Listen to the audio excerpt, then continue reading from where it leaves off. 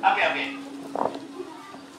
So ito guys, nagtuturo na si Sir Okay, I will sa take this off. kanyang class dito sa Wawa. Ito po yung mga scholarship. Okay. So sa loob ng isang buwan guys, patuloy silang dumalo, makakatanggap sila ng scholarship. So tapos na kami guys dun sa lesson namin about love. So ngayon tututuro naman siya ng kanta para sa mga kabataan na ito.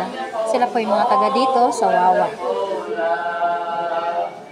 So high, you can't get over it. So deep, you can't get under it.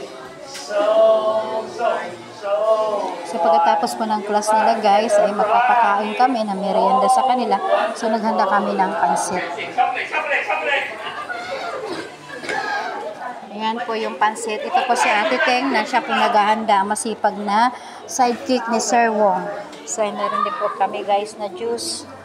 So masipag na sidekick po yan ni Sir Wong. Siya po yung nagbibigay ng tulong sa mga scholarship dito po sa Wawa.